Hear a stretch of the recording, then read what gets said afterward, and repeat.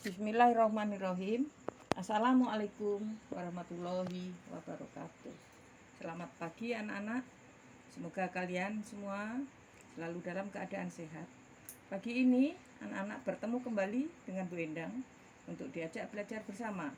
Untuk belajar tematik tema 7 kebersamaan, subtema 1 kebersamaan di rumah, pembelajaran 1 dan 2. Ayo ikuti Bu Guru, dimulai pada halaman 5 ya anak-anak, yaitu pada buku tema 7. Nah, anak-anak lihat gambar ini, yaitu kebersamaan di rumah Siti. Ayo mengamati. Ayah Siti pandai mendongeng. Siti sangat suka dengan dongeng. Hampir setiap minggu Ayah Siti mendongeng. Seusai mendongeng, Ayah Siti menceritakan isi dongeng. Banyak sekali contoh yang baik dalam dongeng. Ayo bercerita, dengarkan dongeng kecerdikan, menumbuhkan kebaikan yang disampaikan oleh guru. Nah, di sebuah gurun pasir hiduplah ular dan tikus pasir. Sebenarnya sang ular sangat ingin memangsa tikus. Sedangkan tikus berusaha mencari akal agar ular tidak lagi berniat memangsanya. Saat itu sang ular sangat lapar. Padahal ia sedang tidak mempunyai sedikit pun makanan. Sedangkan tikus yang berada tidak jauh dari sang ular sedang asik melahap makanannya. Sang ular merasa tidak senang melihat kelakuan tikus. Ular berkata, "Dengarkan ucapanku, wahai tikus yang angkuh. Aku pasti akan mendapatkan tubuhmu yang mungil dan lezat itu." Tikus menjawab, "Hei ular, berusaha dan bekerjalah. Jangan hanya berani mengancam. Kalau hanya mengancam, seekor semut pun bisa." Nah, sang ular sangat marah mendengar ejekan tikus. Ia lalu kembali ke sarangnya dengan perut yang lapar. Sedangkan tikus masih lahap dengan makanannya. Waktu terus berjalan, tetapi ular tidak juga menemukan makanan. Ia juga enggan untuk keluar dari sarangnya. Sementara itu, tikus sudah lelap dalam sarangnya. Ular yang masih dalam keadaan lapar segera mengendap-endap mendekati sarang tikus, meski ia masih sangat kesal terhadap tikus. Dan kini ular telah berada di sisi tikus yang sedang tidur pulas. Ular berkata, "Hei tikus, aku sudah berada di sebelahmu dan siap untuk menyantapmu."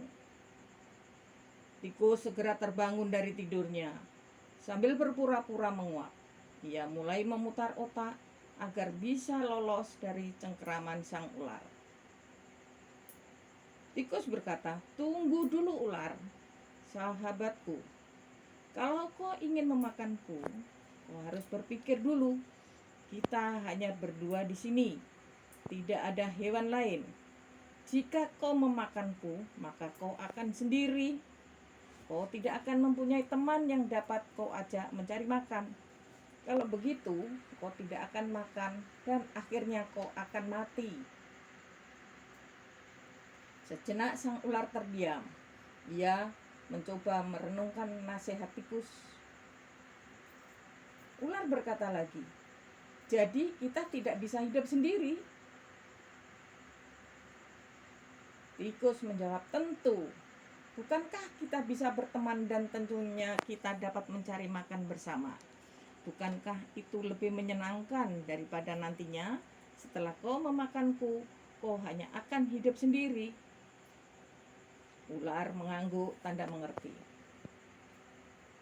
Ular berkata lagi, "Baiklah kalau begitu, maafkan aku." Tikus pun memaafkan ular. Mereka tersenyum bahagia. kemudian beranjak mencari makanan bersama-sama. Nah, sekarang ayo mencoba. Ayo cari tahu tentang isi dongeng yang disampaikan oleh guru. Jawablah pertanyaan di bawah ini. 1. Siapakah yang diceritakan dalam dongeng tersebut? Yang diceritakan dalam dongeng tersebut adalah ular dan tikus. 2. Bagaimana kecerdikan tikus? Kecerdikan tikus adalah tikus meminta ular untuk tidak memakannya, supaya ular tidak hidup sendirian dan dapat mencari makan bersama. 3. Mengapa ular dan tikus dapat hidup bersama? Ular dan tikus dapat hidup bersama karena tikus dan ular menyadari bahwa mereka tidak hidup sendiri.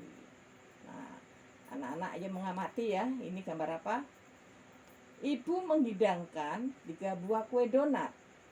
Setiap kue dipotong menjadi 2 potongan sama besar. Siti, Ali, dan Ayah mengambil masing-masing 1 potong. Siti sangat senang bersama keluarga di rumah. Nah, di sini ada sebuah kue. Ayo kita sekarang belajar mengenal pecahan. Nah, 1 buah kue untuk utuh jika dipotong menjadi 2 bagian yang sama besar, maka setiap bagian mempunyai nilai setengah. Yang di bawahnya, jika 1 buah kue utuh dipotong menjadi 2 bagian yang tidak sama besar, maka nilai setiap bagian itu bukan setengah. Nah, sekarang 1 donat dibagi menjadi 2 bagian. Donat sama besar. Setiap 1 bagian donat dari 2 bagian donat mempunyai nilai pecahan setengah. Maka setengah atau 1/2 dibaca setengah atau 1/2. Nah, ayo berdiskusi anak-anak. Mengapa 2 bagian donat di samping masing-masing disebut setengah? Karena 1 buah donat dipotong menjadi 2 bagian sama besar. Nomor 2, mengapa 2 bagian donat di samping masing-masing tidak disebut setengah? Karena 1 buah donat dipotong menjadi 2 bagian yang tidak sama besar. Nah, ayo berlatih sekarang. Lengkapi pernyataan berikut ini dengan tepat. Sebuah donat dibagi menjadi 2 bagian sama besar. Setiap bagian disebut 1/2 bagian atau setengah bagian. Ayo berarti yang nomor 2. Lengkapilah pernyataan berikut ini dengan tepat. Siti memiliki kertas berbentuk persegi panjang. Kemudian kertas tersebut ia potong menjadi 2 bagian sama besar. Setiap potong kertas adalah setengah atau 1/2 bagian. Lengkapilah pernyataan berikut ini dengan tepat yang nomor 3. Siti memiliki kue donat. Siti ingin mendapatkan setengah bagian dari kue tersebut. Siti harus memotong kue tersebut menjadi 2 bagian sama besar. Nah, sekarang yang nomor 4. Agar mendapatkan kue 1/2 atau setengah bagian, maka kita harus membagi 2 kue tersebut dengan ukuran yang sama besar. Sekarang arsilah setengah bagian dari gambar berikut. Nah, di sini anak-anak, semua gambar sudah dibagi menjadi 2 bagian sama besar. Ya, kalian bisa memilih salah untuk diarsir salah satu, ya, untuk diarsir atau salah 1 bagian untuk diarsir. arsir. Arsirlah setengah bagian dari gambar berikut. Nah, ini sudah menunjukkan gambar 1/2 atau setengah.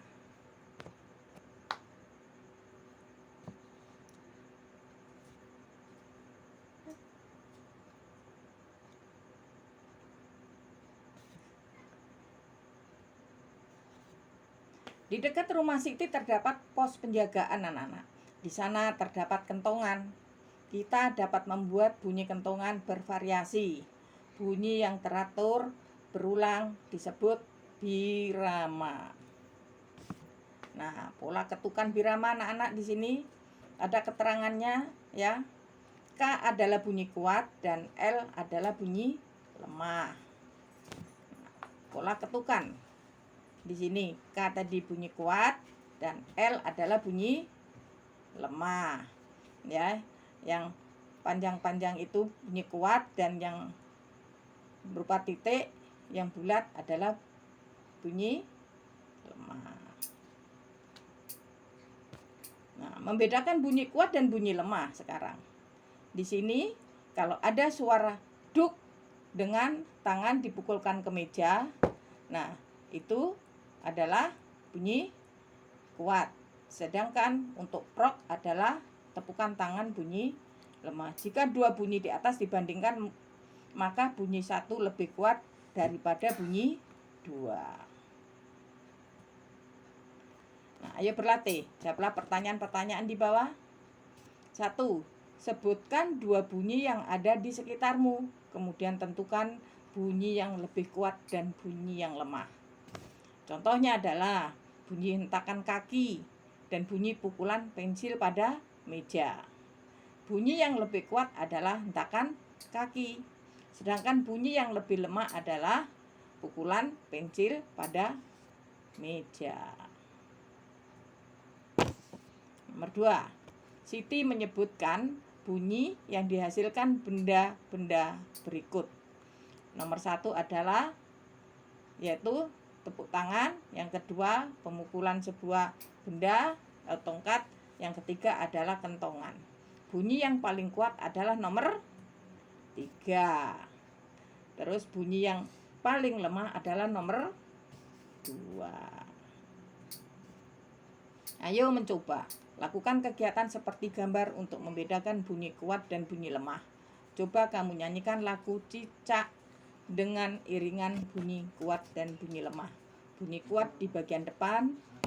Beberapa irama dapat digabungkan. Misalnya irama dari kentongan dan tongkat kayu yang dipukul. Kalian juga dapat membuat irama dengan memukul meja dan tepuk tangan. Seperti contohnya adalah duk. Itu adalah tangan dipukulkan pada meja. Prok adalah seperti tepuk tangan. Nah, anak-anak ini ada contohnya lagu Cicak di dinding ya. Yaitu karangan atau ciptaan A.T. Mahmud. Contohnya adalah cicak-cicak di dinding, diam-diam merayap, datang seekor nyamuk, hap, lalu ditangkap. Nah, itu anak-anak, itu contohnya adalah lagu cicak dengan cara tangan dipukulkan ke meja dan tepukan tangan. Nah, sekarang bermain menjaring ikan. Kita masuk pada pembelajaran 2. Di dekat rumah Ali ada kolam renang anak-anak. Hampir setiap hari Minggu Ali bersama teman-temannya bermain di kolam renang. Hari ini mereka asik bermain menjaring ikan. Mereka bermain di kolam yang dangkal. Dalam permainan menjaring ikan terdapat gerakan berjalan di air.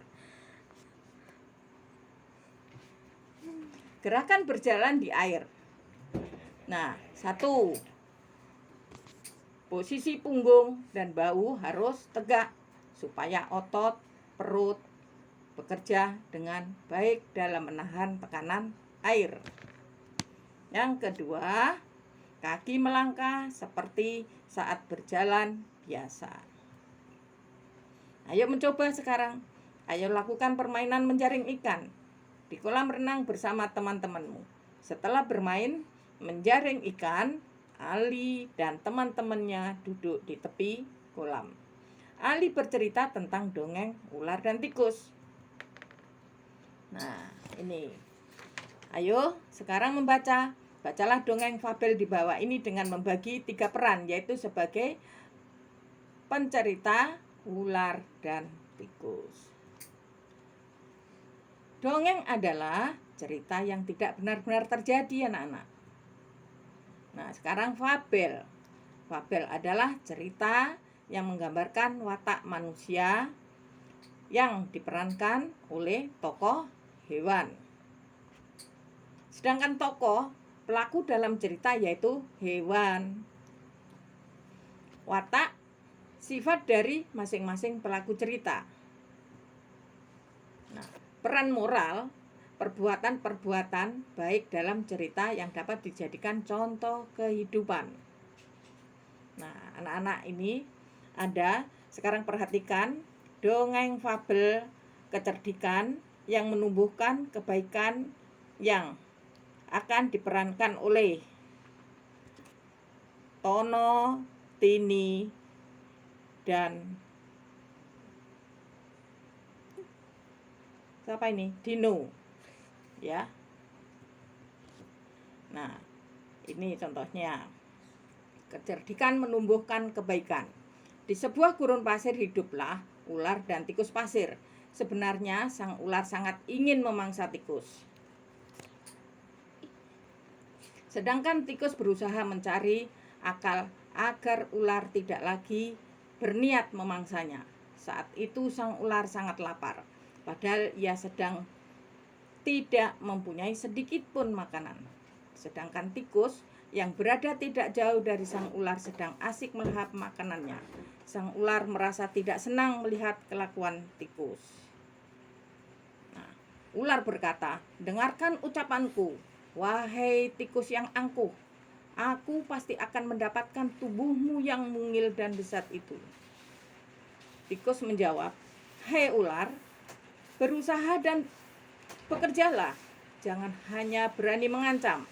Kalau hanya mengancam, seekor semut pun bisa." Sang ular sangat marah mendengar ejekan tikus. Ia lalu kembali ke sarangnya dengan perut yang lapar. Sedangkan tikus masih lahap dengan makanannya. Waktu terus berjalan, tapi ular tidak juga menemukan makanan.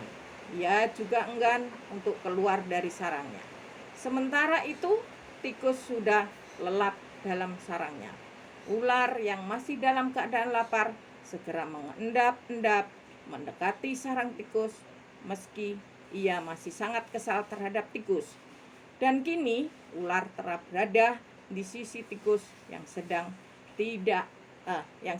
tidur pulas. Nah, ular berkata, "Hai tikus, aku sudah berada di sebelahmu dan siap untuk menyantapmu." Tikus segera terbangun dari tidurnya, anak-anak. Sambil berpura-pura menguap, ia mulai memutar otak agar bisa lolos dari cengkeraman sang ular. Tikus menjawab, "Tunggu dulu ular, sahabatku. Kalau kau ingin memakanku, kau harus berpikir dulu. Kita hanya berdua di sini, tidak ada hewan lain. Jika kau memakanku, maka kau akan sendiri. Kau tidak akan mempunyai teman yang dapat kau ajak mencari makan. Kalau begitu, kau tidak akan makan dan akhirnya kau akan mati." Sejenak sang ular terdiam. Ia mencoba merenungkan nasib tikus. Nasihat tikus, anak-anak maksudnya. Ular berkata, "Jadi kita tidak bisa hidup sendiri?" kata ular. Tikus menjawab, "Tentu. Bukankah kita bisa berteman dan tentunya kita dapat mencari makan bersama? Bukankah itu lebih menyenangkan daripada nantinya setelah kau memakanku, kau hanya akan hidup sendiri?" Ular mengangguk tanda mengerti. Baiklah kalau begitu, maafkan aku. Tikus pun memaafkan ular. Mereka tersenyum bahagia, kemudian beranjak mencari makanan bersama-sama. Nah, anak-anak, ayo berdiskusi sekarang. Diskusikan sikap kebersamaan yang dilakukan oleh ular dan tikus. Tulis hasil diskusi kalian. Sikap kebersamaan yang dilakukan oleh ular dan tikus adalah mereka memutuskan untuk berteman dan mencari makan bersama-sama. Nah, sekarang ayo menulis. Coba kamu tulis nama temanmu yang membacakan dongeng tersebut berdasarkan nomor urut presensi. Ya. Ini contoh, sebuah contoh. Ada peran, ada nomor presensi. Umpama contohnya pencerita adalah nomor 1, 2, 3, 4, 5. Terus ini ada perannya ular adalah 6, 7, 8, 9, 10. Sedangkan yang peran tikus 11, 12, 13, 14, 15. Menurut nomor absennya anak-anak. Nah, kamu juga dapat mengelompokkan teman-temanmu berdasarkan siswa yang menggunakan kacamata dan tidak menggunakan kacamata. Karena kita belajar di rumah tidak bisa melakukan seperti itu. Itu hanya contoh dari Bu Guru. Nah, ini pengelompokan. Yang nomor 1 adalah siswa yang memakai kacamata. Nama siswanya adalah ini contohnya. Membaca naskah teks sang ular. Adalah yang berperan. Di sini ada namanya Tian, Ani, Nita, Dio, dan Elsa. Ini contoh. Yang nomor 2 juga gitu. Siswa yang tidak memakai kacamata. Ya, namanya itu tadi. Kamu juga dapat mengelompokkan teman-temanmu berdasarkan siswa yang berbeda jenis rambut. Nah, sekarang teman-temanmu itu rambutnya berbeda-beda, tetapi kalian ada yang memakai kerudung, jadi tidak kelihatan untuk yang perempuan. Siswa ada yang berambut keriting dan siswa ada yang berambut lurus. Ya, ini contoh nama-namanya. Nah, sekarang selain pengelompokan berdasarkan perbedaan tersebut, dapatkah kamu melakukan pengelompokan berdasarkan perbedaan yang lain? Coba amati teman-temanmu, tulislah hasil pengamatanmu. Ini nanti kalau kita sudah masuk sekolah akan bisa melakukan seperti ini. Nah, hasil pengelompokan berdasarkan siswa berbadan tinggi membaca naskah teks sang ular, itu namanya teman-temannya. Dan ada siswa berbadan pendek yang membaca naskah teks menjadi tikus, itu namanya ya anak-anak ya. Nah, hasil pengelompokan berdasarkan, tuliskan berdasarkan hasil pengamatanmu terhadap teman di kelasmu. Ayo berdiskusi. Diskusikan sikapmu terhadap teman yang berambut keriting atau berambut lurus. Tulis hasil diskusi kalian. Sikapmu terhadap teman yang berambut keriting atau berambut lurus adalah: 1. Tetap berteman dengan rukun.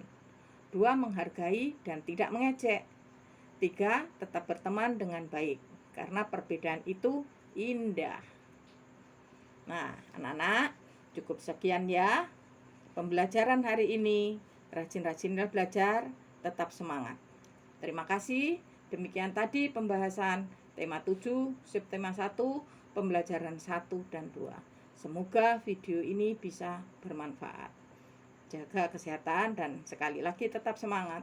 Wassalamualaikum warahmatullahi wabarakatuh.